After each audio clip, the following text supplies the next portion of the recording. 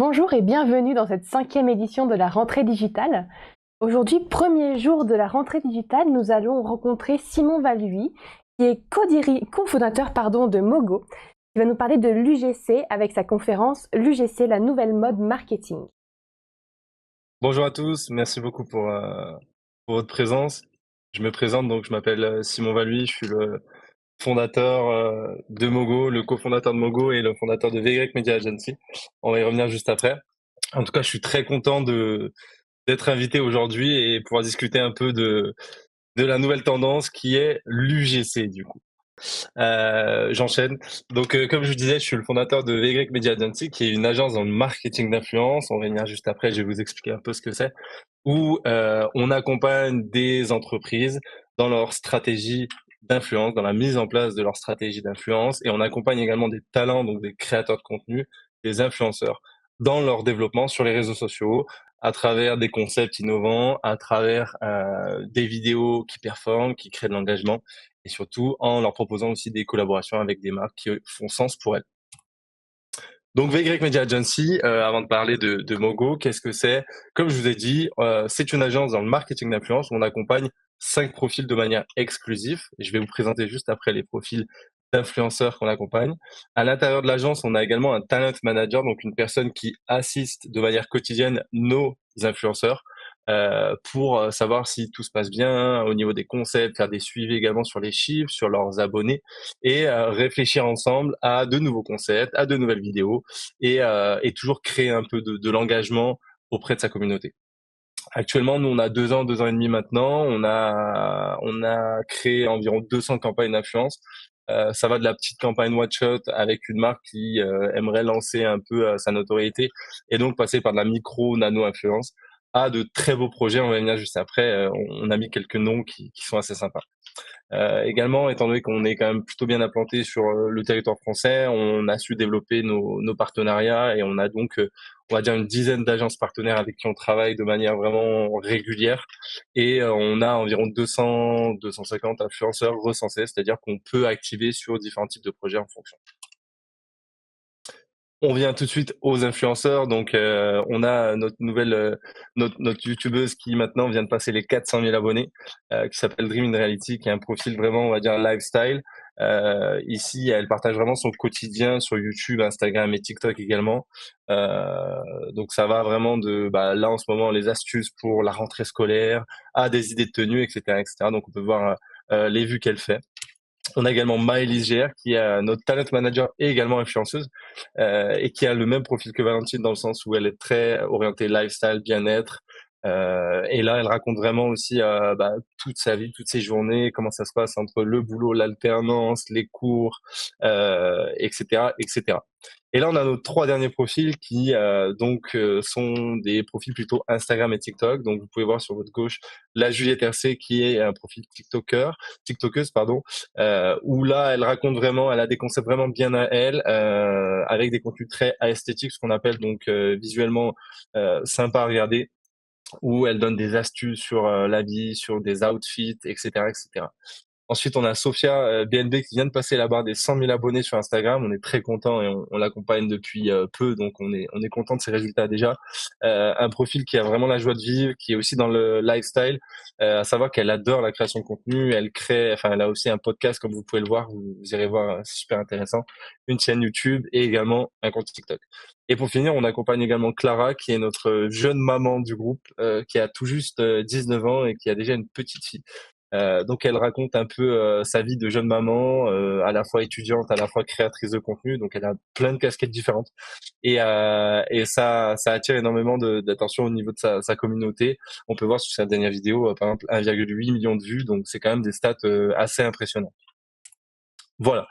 Donc pour vous récap un peu, donc nous on est sur vraiment environ 200 influenceurs partenaires. On a travaillé, comme je vous disais tout à l'heure, sur des belles marques comme avec Yves Saint Laurent Beauty, avec Rhino Shield, avec Yepoda, ou même Notion et Warner Music Group. Donc vraiment on touche à tout et en fonction des besoins des marques, on arrive à aller sourcer des créateurs qui font sens et qui partagent un peu la même vibe que la marque pour vraiment toucher au mieux et influencer directement la communauté.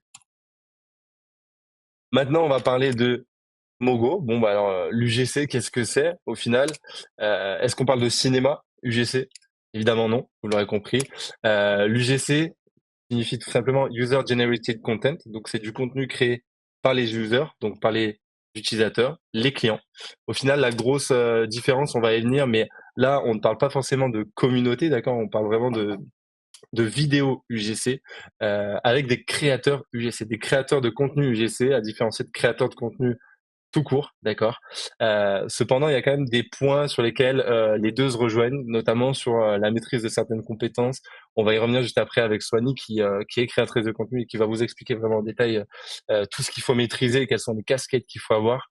Mais dans l'idée, ce qu'il faut garder en tête, c'est que évidemment, pour être un bon créateur de contenu VGC, il faut savoir monter, il faut savoir parler face caméra. Je vous rassure, je pas du tout là-dedans. Moi, je suis plutôt de l'autre côté.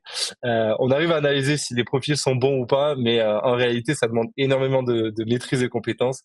Donc, il y a vraiment un gros travail à faire et c'est dur d'être un très bon créateur UGC. Le contenu UGC, pourquoi ça marche en ce moment? Parce que c'est très authentique et naturel. J'imagine que vous avez vu un peu passer le bad buzz qu'il y a eu avec certains groupes d'influenceurs, je dis bien certains, pas tous, où évidemment le côté naturel et authentique a été remis en cause. Et donc, côté internaute, on a de moins en moins confiance un peu en certains influenceurs. Malheureusement, il y en a qui font pas forcément le tri entre bons influenceurs ou mauvais. Et du coup, l'influence en général a quand même pris un certain coup. Alors évidemment, l'influence marche toujours. On a des objectifs bien précis, bien définis avec l'influence. Mais si vous voulez, il y a certaines marques qui se sont dit, bah, autant utiliser des clients, des personnes un peu plus lambda, entre guillemets, où leur visage n'est pas connu sur les réseaux pour promouvoir, partager nos valeurs, promouvoir nos produits, nos nouvelles collections, etc., etc. L'objectif de l'UGC, c'est vraiment de partager, si vous voulez, un contenu en lien avec la marque. Donc souvent, la marque aide à 100% le créateur pour créer du contenu intéressant, d'accord, qui sera vendeur par la suite ou promotionnel. Mais l'objectif d'un bon créateur est également de bien comprendre la marque, ses besoins et faire transparaître ça à travers une très bonne vidéo. On parle peut-être de temps en temps d'acteur 2.0. Un créateur UGC, on viendra, Swanny nous dira ce qu'elle en pense. Mais souvent, on parle de ça. Pourquoi? Parce qu'un créateur UGC peut facilement s'adapter à différents types de besoins, que ce soit par exemple dans le B2B, dans le B2C. Une créatrice de contenu peut faire à la fois de la cosmétique, mais peut mettre en avant une application. Donc vraiment, en règle générale, si on maîtrise certaines compétences, on peut tout de même conserver un large éventail de promotions et donc on peut être à l'aise à la fois avec les marques, enfin avec les applications, cosmétiques, services B2B, etc., etc. Et pour finir, l'objectif d'une vidéo UGC, donc, c'est de pouvoir réutiliser cette vidéo sur le compte de la marque et pas sur le compte de la créatrice de contenu influence, et également de pouvoir l'utiliser en publicité. Donc, il y a à la fois ce côté organique et publicitaire qu'il faut bien prendre en compte. Maintenant, je vais vous montrer quelques exemples de vidéos UGC qu'on a pu réaliser. Alors, des exemples vraiment très différents pour que vous puissiez comprendre de quoi on parle. Donc là, on a par exemple une vidéo avec Blissim. On va déballer ensemble ma box Blissim. Ce que je trouve trop bien avec Blissim, c'est que quand tu t'abonnes, eh ben, tu vas pouvoir remplir tout ton profil beauté et recevoir des produits qui sont adaptés à toi, à ton grain de peau, à tes cheveux, etc. Et ça, je trouve que c'est vraiment trop bien. Elle est trop belle. Ce qui est trop bien ce mois-ci, c'est que j'ai pu choisir entre deux produits de chez Clarins. Donc soit le Lip Perfector qui est un best-seller chez eux que vraiment je présente plus, ou alors le nouveau mascara. Et moi, vu que j'avais tellement... Voilà, donc là, le premier exemple, vous voyez, c'est une personne très dynamique, très jeune, mais qu'on ne connaît pas des réseaux sociaux. Et donc, on se focus beaucoup plus sur le produit, l'unboxing, la présentation des produits, surtout qu'on a travaillé avec Blissim, donc qui est une marque relativement connue. Donc, souvent, ça suscite énormément d'intérêt.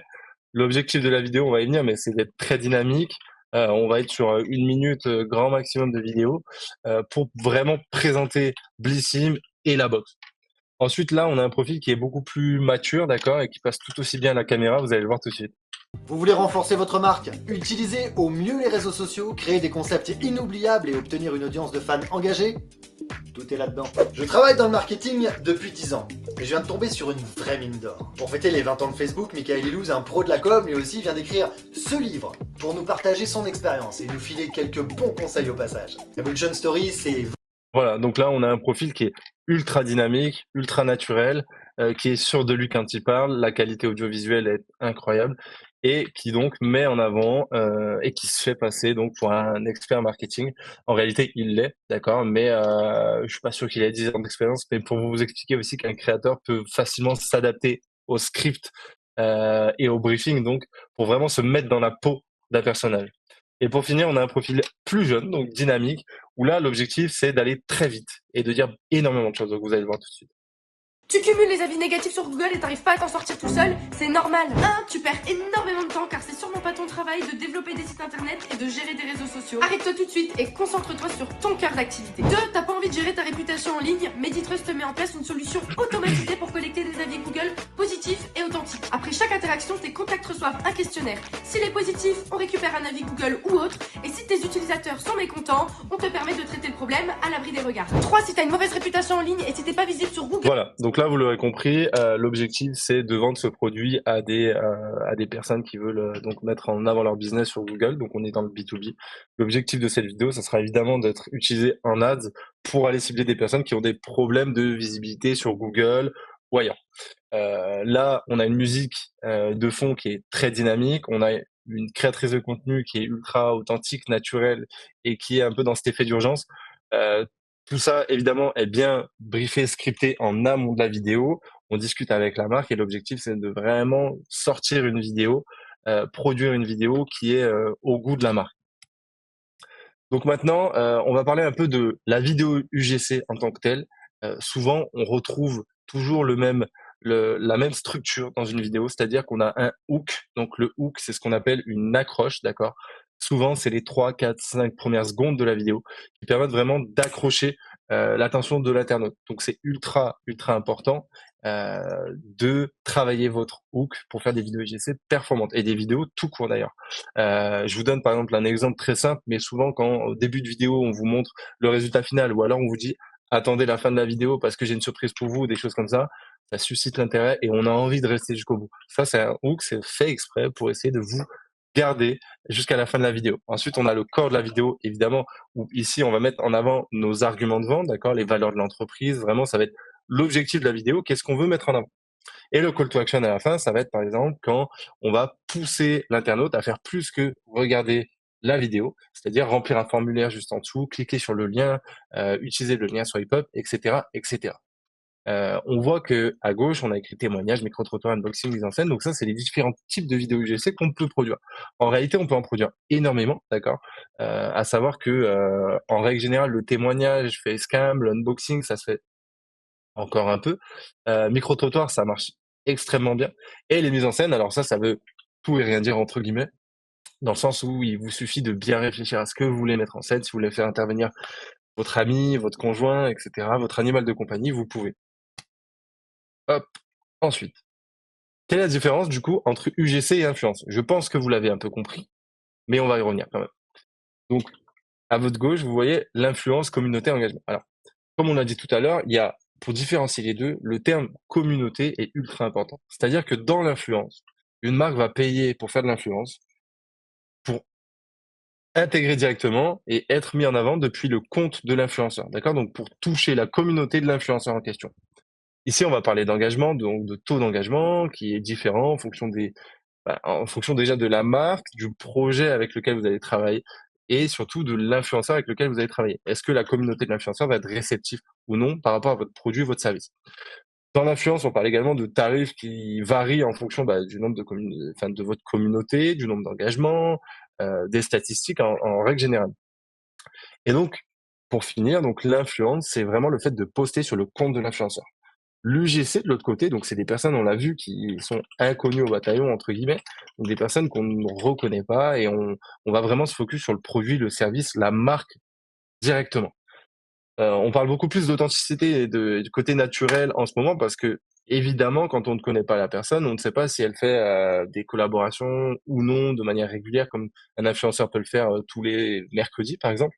Là, on est vraiment sur une personne qui, aux yeux de tout le monde, est un utilisateur déjà de la marque ou de l'application. Voilà. Donc ça renforce énormément ce côté naturel et ça nous pousse encore plus à acheter, consommer. De plus, on parle de prix attractif. Pourquoi? Parce que dans l'UGC, on paye pour une production de vidéo. Donc on paye la production de la vidéo, on paye la vidéo uniquement. On va récupérer cette vidéo-là et on va pouvoir l'utiliser sur nos propres réseaux sociaux de marque. Donc, à la fois sur notre site internet, dans nos newsletters, par exemple, sur nos réseaux sociaux, et en même temps, en publicité, donc en ads. L'objectif, vous l'aurez compris, c'est de pouvoir utiliser vraiment comme bon nous semble cette vidéo, la ranger au placard, puis la remettre, par exemple, si on fait une vidéo Black Friday, on peut la réutiliser chaque année pour l'arrivée du Black Friday. Ensuite, la question qu'il faut se poser, c'est faut-il faire de l'influence ou de l'UGC? Cette question, en réalité, on peut y répondre de manière plus globale en disant que, en fonction de vos objectifs, on peut mettre en place des stratégies d'influence et d'UGC, euh, ou alors mettre en place de l'UGC si votre budget n'est pas forcément trop important au début, pour commencer à générer des prospects, générer des ventes, etc., à travers soit du contenu organique, soit de l'ADS. Et dès que ça prend bien, on peut attaquer également de l'influence avec de la nano, de la micro-influence, donc avec des plus petits influenceurs. Puis, si tout fonctionne bien, on attaque, on augmente le budget et on travaille avec des influenceurs beaucoup plus importants, avec une grosse communauté.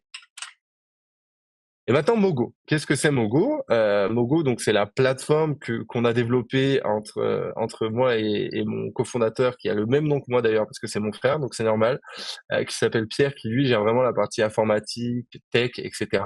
Le but de la plateforme, si vous voulez, c'est que nous, on utilisait avant des systèmes étrangers, donc américains, des outils américains qui nous permettaient d'aller recenser des créateurs, etc., de faire des vidéos à moindre coût. Et en tant qu'ancien commerçant, on n'avait pas forcément trop de budget. On avait besoin que ça aille vite et qu'on se prenne pas trop la tête. On a décidé du coup de faire cette plateforme 100% française où actuellement on recense plus de 900 créateurs de contenu UGC, d'accord, contrôlés, vérifiés. L'objectif c'est très simple, c'est-à-dire que on vous accompagne dans le process de production de vidéos UGC en vous supprimant des étapes un peu chronophages et redondantes que vous pouvez retrouver si vous le faites à la main, entre guillemets, dans le sens où là, sur la plateforme, vous n'avez pas à aller sourcer les créateurs, vous n'avez pas à négocier les tarifs ou contractualiser. Tout est fait de manière automatique sur la plateforme. Le gros avantage également, c'est qu'on est un peu à l'américaine, entre guillemets, dans le sens où on est sans engagement, on est gratuit d'accès et on est en paiement à la vidéo. Donc on veut vraiment donner accès à toutes les marques, même les petites marques qui commencent, de pouvoir produire des vidéos à moindre coût, de manière rapide, sans trop se prendre la tête, et pouvoir donc générer et exploser nos ventes, en fait, tout simplement. Donc voici un peu les marques avec lesquelles on collabore. Donc on a travaillé avec Cheese, on travaille avec SEMrush, on travaille avec Showroom Privé, Blissim. J'imagine que vous connaissez quand même certains de ces logos. Et actuellement, on travaille avec une cinquantaine de marques. Et sur la plateforme, on a 750 marques inscrites. Donc le process, je vous le répète, mais vous l'avez compris, c'est très simple, c'est-à-dire que vous allez déposer une mission, donc vous allez dire, voilà, il faut tant de vidéos avec, voici mon brief, voici le type de créateur qu'il me faut, est-ce qu'il me faut un homme, une femme, la tranche d'âge, la spécificité, est-ce qu'il me faut une maman, est-ce qu'il me faut une personne avec un animal de compagnie, par exemple. Ensuite, vous déposez votre projet comme sur Malte, très connu, d'accord, et ensuite vous attendez que les créateurs postulent directement à votre offre. Donc c'est pas vous qui allez vers les créateurs, mais c'est les créateurs qui viennent à vous. Donc là, l'objectif, encore une fois, c'est de gagner du temps et de sélectionner uniquement les créateurs qui vous intéressent. Ensuite, vous gérez l'expédition de vos produits et vous recevez vos vidéos sous 7 jours. Donc c'est un process qui est relativement simple et assez rapide. Maintenant, je vous récap un peu les plus de Mogo. Donc comme je vous l'ai dit, on est sur une plateforme qui est sans engagement, libre d'accès, sans abonnement, et on travaille sur un paiement à la vidéo. Donc vous n'avez pas à faire un minimum de vidéos ou quoi que ce soit. Vous n'avez pas à sourcer, négocier, contractualiser avec chaque créateur. Tout est géré sur la plateforme directement. Également, on travaille sur des tarifs fixes, c'est-à-dire que les tarifs qui sont affichés sont les tarifs que vous allez payer pour X ou Y créateurs de contenu. Et on travaille avec des droits d'usage de 2 ans, d'accord, et on a un panel de 900 créateurs de contenu UGC. Maintenant, voilà, je vais laisser la parole à Soigny. Si jamais vous avez des besoins d'accompagnement en UGC ou en influence, je vous laisse mon numéro juste ici. Vous avez aussi mon LinkedIn. Vous pouvez m'appeler ou même m'envoyer un petit mail. Il n'y a aucun problème. Soigny, est-ce que tu m'entends? Oui. Est-ce que toi, tu m'entends? Impeccable, on y va. Ok, je suis prête. Bonjour à tous. Déjà, merci de m'accueillir. Je suis très heureuse d'être là. C'est ma première conférence. Donc, n'oubliez pas ce qui va suivre. Pour moi, c'est historique. Je m'appelle Soigny Pierre Justin et digitalement, je suis Soigny UGC, une créatrice de contenu UGC depuis maintenant plus d'1 an et demi. Et je suis active sur Instagram, TikTok, LinkedIn, mais on peut voir ma tête un peu partout. Je me suis même croisée sur Facebook. Donc, je suis ici pour vous parler de mon histoire, de pourquoi l'UGC, de comment l'UGC et des différentes casquettes que je porte au quotidien. Je vais pas vous apporter des définitions particulières parce que Simon l'a très, très, très, très, très bien fait. Mais je vais juste rappeler que c'est du contenu qui est réalisé d'un consommateur pour un autre consommateur et que c'est diffusé à travers les réseaux sociaux de la marque. Donc, c'est pas du tout sur les miens. Si c'est sur les miens, c'est juste pour montrer ce que je réalise, pour en parler et parce que c'est mon métier. Donc, pour vous parler de mon histoire. Mon histoire dans la création de contenu UGC, elle n'est pas du tout basée sur mes études, sur mes diplômes. En fait, elle a toujours germé dans ma tête au fur et à mesure de mes années. En primaire, ma tante est venue me garder pendant un voyage chez mes parents. Cette semaine-là, elle a été pleine de couleurs, de perles, de peintures, de feutres, et je suis tombée sous le charme de l'art et de la créativité. Quand j'étais au collège, mes parents m'ont offert un ordinateur une année, une caméra une autre, et une télé une dernière. Et je peux vous assurer que j'ai pas seulement flirté avec les écrans. J'avais même créé une entreprise de bijoux faits main, mais j'ai jamais rien osé poster. Au lycée, mes écrans préférés ils deviennent de plus en plus petits. Les réseaux sociaux, ils se multiplient et mon amour pour eux, il s'intensifie. Et en école d'infirmière, en pleine pandémie mondiale, je me questionne. Je m'autonomise, je réalise, je réfléchis. Tout s'est joué ici. Quelques TikTok de personnes qu'aujourd'hui je fréquente m'ont suffi pour tout lâcher à quelques mois du diplôme. Ce qui rend très triste ma maman, mais c'est un détail. Et me retrouver en 2023 sur le site de l'URSSAF à créer mon entreprise. Aujourd'hui, du coup, ça fait 1 an et demi. Simon, tu peux passer. Ok. Aujourd'hui, du coup, ça fait 1 an et demi que j'ai pris cette décision.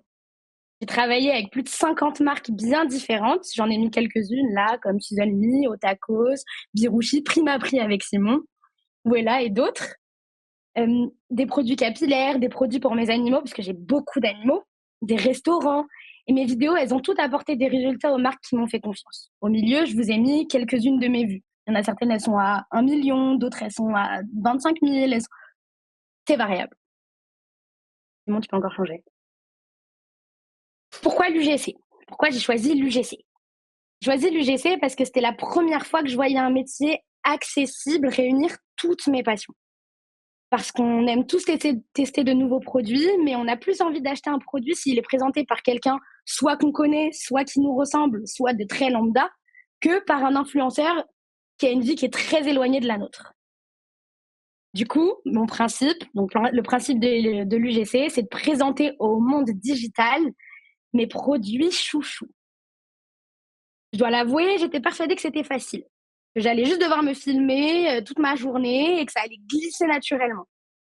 Mais j'ai compris que si ça avait l'air facile, c'est parce que c'est bien fait en fait. C'est parce que c'est bien réfléchi. Parce qu'une créatrice de contenu UGC, elle touche à énormément de disciplines digitales auxquelles naturellement, j'aurais jamais pensé. Et je suis tellement heureuse aujourd'hui de réaliser au quotidien un métier complexe et complet que je suis ici pour vous en parler. Tu peux encore passer, Simon. Du coup, comment je suis devenue créatrice de contenu UGC ? Comment j'en suis arrivée à l'UGC ? Je vous épargne le côté administratif, ok, parce qu'avec l'URSSAF, il m'a juste fallu de quelques clics, vraiment en 3 minutes, c'était fait, pour mettre la lumière sur les tâches principales que j'apprends encore aujourd'hui à sublimer. Concrètement, une créatrice de contenu UGC, elle communique avec les marques et avec ses clients, sa communauté plein. Elle communique concrètement toute la journée.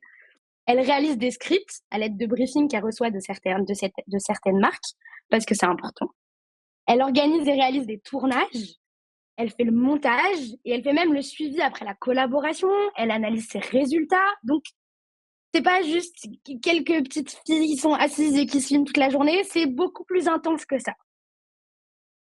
Toutes ces étapes, elles sont souvent oubliées, mais c'est des heures de travail, de connaissances, de compétences que cache une simple vidéo d'environ 1 minute. J'ai tout appris toute seule à la minute où j'ai voulu me lancer. Je me suis dit, si tu le fais-le bien, ma belle. Donc, j'ai tout appris toute seule, j'ai tout grandi et je continue et ça s'arrête jamais. Et je pense que c'est aussi pour ça que j'aime autant ce métier.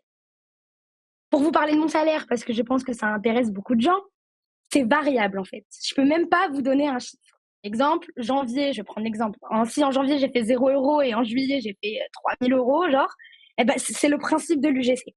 Il n'y a aucun chiffre qui est clair. C'est simple, chaque créateur gagne ce qu'il veut gagner. s'il travaille autant qu'il veut gagner, eh ben, il gagnera ce qu'il aura voulu. Il se crée des objectifs et il finit par les atteindre. Donc, c'est pour ça que les salaires, ils varient autant. Merci, Simon. Alors, du coup, vu qu'on parle de toutes ces tâches que les créatrices de contenu, elles font, eh ben, on a plusieurs casquettes au fur et à mesure de la journée. Je vais commencer par celui de secrétaire. Parce que l'administratif, c'est une partie hyper importante. Se protéger et apprendre à savoir le faire en réalisant les factures, les devis, les contrats, c'est super important. Je mets quand même ma tête, ma maison et tout mon quotidien sur les réseaux sociaux. Donc, si je ne sais pas comment faire attention à moi, bah, ça s'annonce compliqué. Donc, il faut l'apprendre. Je suis aussi une artiste digitale, normal. Je crée et j'innove de la rédaction du script au tournage en passant par des heures de montage. Et comme vous avez entendu, ça fait 3-4 fois que j'en parle, certaines vidéos ont des scripts. Simon en a parlé, le hook, le corps de la vidéo et le CTA, c'est une timeline qui est hyper importante de respecter, même s'il y a des vidéos qui deviennent virales sans. Mais c'est quand même la base de notre métier. C'est quand même la chose numéro 1 qu'il faut apprendre, c'est ces 3 choses-là. Ensuite, on réalise des vidéos hyper différentes, d'où le principe d'artiste. Des vidéos qui sont très créatives, où on va mettre vachement plus notre patte à nous, et des vidéos qui sont très monotones, qui vont simplement présenter un produit très clairement, mais on va toujours mettre notre patte à nous. Je suis aussi une chargée de communication, donc pour mes propres réseaux évidemment, mais aussi je crée du contenu pour mes propres réseaux toujours, mais je crée des stratégies pour mes propres réseaux toujours. Mais tout ça, je m'adapte aux différents publics et tout ça, je fais exactement pareil pour les réseaux de mes clients. Je suis aussi une commerciale pour trouver ces clients. Donc, je dois me trouver des clients, apporter des clients à mes clients, connaître les produits de mes clients, connaître mes produits. Bref, beaucoup plus de connaissances que ce que je croyais. Je suis aussi une testeuse. Tu veux passer, Simon? Ouais, j'essaie. Je vais t'en Ok. sortir. C'est bon. Parfait.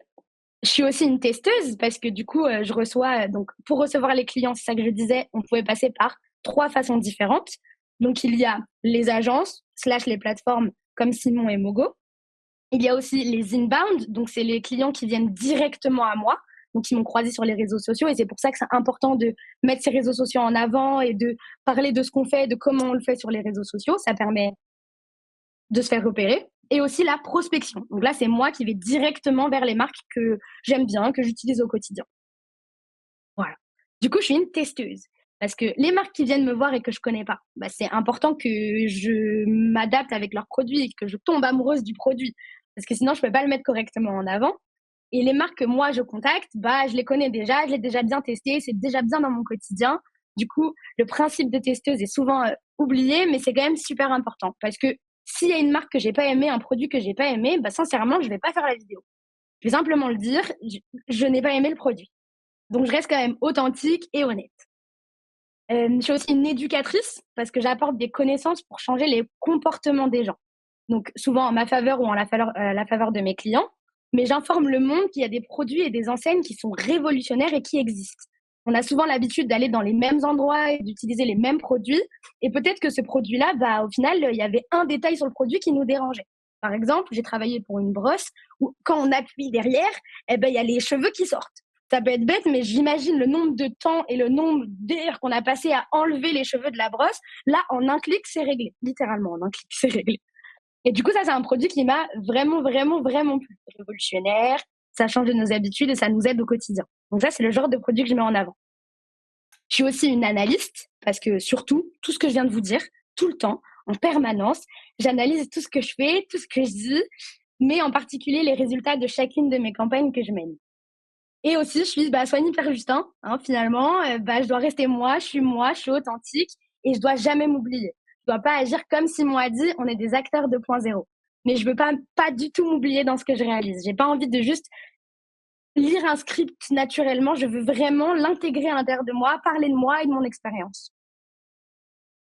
Du coup, pour conclure, être créatrice de contenu UGC, c'est pas aussi simple que ça n'y paraît. C'est travailler pour soi en vivant par soi parce que je vis de chez moi. Là, c'est mon bureau dans mon salon. Donc, je vis vraiment de chez moi. Je travaille vraiment de chez moi. Là, il y a tous mes animaux à côté. Et c'est mon quotidien. Je vis mon quotidien. Je montre mon quotidien. J'exprime mon quotidien. Et c'est ce qui fait que mes vidéos sont autant authentiques. Parce que j'essaie vraiment de rester moi-même 24 heures sur 24. Du coup, c'est apprendre à évoluer seul, complètement, livré à nous-mêmes. Mais je suis super heureuse, franchement, qu'il existe une agence comme Simon pour nous aider au quotidien, pour nous aider à avoir des collaborations, pour faire, un cœur sur toi, pour faire le lien entre les marques et moi-même. Et franchement, très, très, très heureuse de cette collaboration. Et donc voilà, c'était Soigny Pierre Justin. Merci de m'avoir écouté. On se retrouve sur la toile au nom de Soigny UGC. Et si vous voulez simplement qu'on discute plus profondément sur l'UGC ou pour faire décoller les ventes de vos produits, vous savez où me trouver. Merci beaucoup, Soigny. C'est le plaisir. Incroyable. Au revoir. Non, incroyable. Là, je sais pas si vous vous rendez compte, mais on vous a régalé, hein, parce que Soigny, c'est quand même la top créatrice sur le marché français en termes d'authenticité. On n'a pas mieux. Donc voilà. Ça me Je touche. sais, je sais pas du coup maintenant comment il faut que je fasse avec le diapo, si on va être redirigé sur l'écran de Juliette ou non. Bien, merci à vous deux. Merci Ok, à vous deux en Juliette. tout cas pour votre conférence ensemble, qui fut très intéressante. Je vous propose maintenant de passer à quelques questions qu'on a eues dans le chat. Si ça vous va? Avec grand plaisir. Évidemment. Super. Hop. Alors, la première question. Quel budget faut-il compter en moyenne? Donc, je pense que c'est pour les entreprises, quel budget on peut donner par mois ou par an? Ok. Je vais commencer à y répondre et puis après Soigny enchaînera si elle veut. Donc, comme l'a très bien dit Soigny, en fait, pour faire de la vidéo UGC, pour produire des vidéos pour sa marque, sa société, son agence ou quoi que ce soit, on a plusieurs possibilités. Soit on passe en direct par les créateurs UGC qui sont présents sur les réseaux sociaux, soit on passe par des plateformes comme la nôtre, Mogo et d'autres, soit on passe par des agences. Évidemment, en fonction de par qui on va passer, les prix vont différer. Quand on passe en direct par les créateurs, coupe-moi si je me trompe, Soigny, mais je pense qu'on est aux alentours entre 100 et 300 euros, 250 euros la vidéo à peu près. UGC. Oui, c'est ça. Sur les Que ce plateformes, soit compris entre organique ou ads. exactement. Parce que souvent, la différence tarifaire s'explique aussi par le fait qu'on utilise la vidéo en ads ou en organique, comme on l'a vu tout à l'heure. Sur des plateformes, les tarifs sont souvent un peu moins élevés, d'accord? On oscille entre 100 et 200 euros la vidéo. Où là, par contre, évidemment, si les tarifs sont moins élevés, c'est qu'on demande aussi à la marque de travailler un peu sur le brief, ou alors de sélectionner par elle-même les créateurs, etc., etc. Et par le mode agence, donc, où là, on est accompagné, comme son nom l'indique, par une agence du GC. Techniquement, la marque n'a plus rien à faire, simplement à donner les directives. Et on est sur des tarifs là qui sont un peu plus gros, entre 3 et 5, 600 euros la vidéo. Voilà. Ensuite, évidemment, ça c'est des tarifs à l'unité. Je précise bien que, comme l'a bien dit Soigny, les créateurs UGC sont des commerciaux, d'accord? Donc, en fonction du nombre de livrables, donc du nombre de vidéos qu'on souhaite par mois ou à l'année, on peut évidemment faire baisser ces tarifs-là. Ok, très bien. C'est ça. Deuxième question. Est-ce que l'UGC fonctionne sur des réseaux professionnels en B2B, tels que LinkedIn? Tel que LinkedIn? Oui. Ah, ça c'est une bonne question. C'est une bonne question. Alors LinkedIn, évidemment, réseau social de prédilection pour le B2B. Pour être 100% honnête avec vous, je vois pas passer tant de vidéos UGC que ça sur LinkedIn. Qu'on parle de l'organique LinkedIn sur les comptes des entreprises ou même en LinkedIn Ads, parce que ça existe. J'en vois pas passer tant que ça. Par contre, ça marche. Je sais que ça marche. Dans le B2B en général. Et je pense que ça va tendre à se démocratiser étant donné que maintenant LinkedIn offre la possibilité de déposer des vidéos et pousse vraiment sur la lecture de vidéos. Je pense que ça va se démocratiser.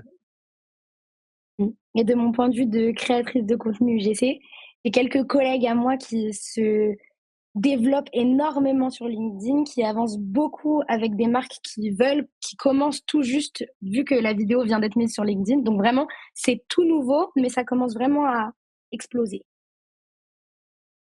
Ok, super.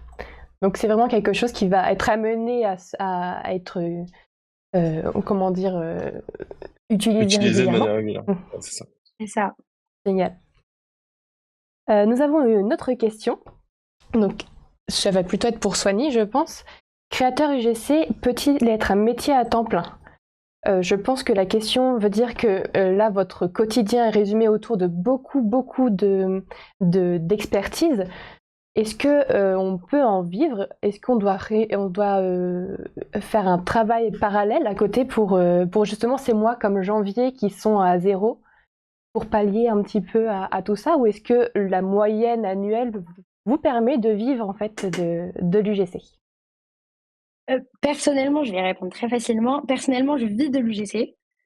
Donc, et quand je me suis lancée, je me suis dit, je ferai rien d'autre. Je sais que c'est très rare, très très rare comparé aux autres créateurs qui, eux, sont souvent soit en études à côté, soit ont un petit travail alimentaire à côté, histoire d'être stable. Parce qu'avec l'UGC, vu qu'on est rémunéré à la prestation, donc à la vidéo, la stabilité, elle prend un petit coup. Sauf quand on a des collaborations qui sont récurrentes, où on sait que, par exemple, tous les mois, je vais avoir, par exemple, moi, je travaille beaucoup avec Doxfided, c'est une marque. Tous les mois, ils me prennent au moins 3-4 vidéos. Donc là, je suis sûre, je suis assurée d'avoir au moins un salaire chaque mois. Mais, c'est quoi la question? Je viens de me perdre dans ma tête. Est-ce qu'on peut en vivre? Est-ce qu'on peut en vivre? Est-ce qu'on peut en vivre? Oui, du coup, évidemment qu'on peut en vivre, mais comme je l'ai dit tout à l'heure, en fait, ça va vraiment dépendre du créateur en lui-même. Si le créateur, il va travailler dur, si le créateur, il se dit, OK, je me fixe de travailler carrément 35 heures dans la semaine. Je vais travailler 35 heures dans la semaine, exemple, je prends l'exemple bateau. Travailler 35 heures dans la semaine, et ben, il va mettre en œuvre tout son tunnel de conversion pour avoir le nombre de clients qu'il souhaite. Et en général, j'insiste sur en général, les objectifs qu'on se fixe au début du mois, les créateurs de contenu UGC, parce qu'on fonctionne beaucoup par objectif, on les atteint. On les atteint parce qu'on travaille pour nous, par nous, tous les jours. Donc, je vais me lever le matin, j'ai que ça à faire. J'ai que ça à faire. De ma journée, c'est faire mes prestations, avancer sur mes contenus à moi, avancer sur les contenus que j'ai déjà en cours. Du coup, ma réponse serait vraiment oui, parce qu'il y a des mois où je vais me permettre, en fait, c'est moi qui vais me permettre d'être à 0 €. C'est moi, je vais me dire, OK, je dois m'occuper de mes animaux. Ah, par exemple, je donne encore un exemple, mais j'ai 2 chiens qui ont fait 6 chiots.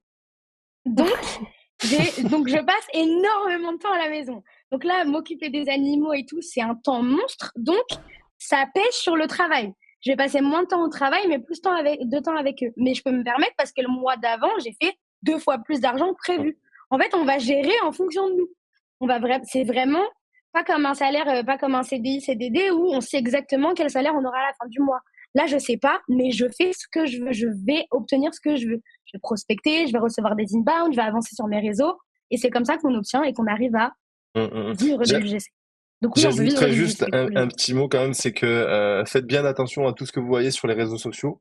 Dans le sens où on a beaucoup de personnes qui donnent l'impression que la création de contenu c'est facile, que on peut en vivre à 3, 4, 5 000 euros par mois. Il faut faire très attention à ça parce qu'évidemment on a des créateurs qui en vivent comme Soigny et qui sont des personnalités vraiment incroyables et 100% authentiques. Mais en règle générale sur le marché français quand même, on doit avoir au moins 80-85% des créateurs UGC qui n'en vivent pas. Qui ont un travail à côté ou qui sont étudiants. Donc en réalité, si vous êtes vraiment passionné par la création de contenu et que c'est quelque chose qui vous motive tous les jours, foncez, il y a de la place. On en est qu'au début sur le marché français et il n'y a aucun problème pour que d'ici quelques mois, vous puissiez vous sortir un salaire de manière récurrente. Par contre, évidemment, il faudra travailler, il faudra apprendre et il faudra être motivé parce que quand on est à son compte, c'est pas forcément pareil. Voilà. Non, c'est dur. Donc oui, en effet, quand on est à son compte, ça va pas être des journées de 7 heures qui va faire une semaine à 35 heures, ça va peut-être doubler ou tripler presque le temps de travail au final. En réalité, oui, c'est ça. Après, encore une fois, si on travaille la stratégie de communication, comme disait Soigny, on peut après réussir à travailler moins et gagner plus. Mais évidemment, ça demande du temps, ça demande de l'organisation. Et en réalité, il faudra toujours travailler quand même un peu. Alors, je crois qu'on a une nouvelle question dans le chat. Dans le cas d'un produit de taille importante dans l'industrie du bâtiment, est-ce plus difficile de faire de l'UGC car on ne peut pas montrer ou manipuler le produit. Alors, je vais commencer, Soigny, si tu veux. Ouais. Alors, quand vous parlez de taille importante, j'imagine que par exemple vous parlez de, on va dire bâtiment, ok, un bâtiment. Nous, on a déjà travaillé par exemple avec des sociétés qui mettaient en avant des maisons constructibles qui s'empilent et qui se construisent directement. Évidemment qu'on peut pas recevoir une maison dans sa boîte aux lettres pour montrer la maison, d'accord? Là, l'objectif, c'est que on va faire déplacer le créateur de contenu. Un créateur de contenu sait se déplacer, il est véhiculé, il a des transports en commun. Donc, en fonction de tout ça, on trouve aussi une solution pour que le créateur de contenu devienne en fait un cadreur au final. Donc, il peut être cadreur et acteur à la fois. On n'a pas forcément besoin qu'il soit en facecam tout le temps. Il peut être très bien en voix off avec des plans, etc.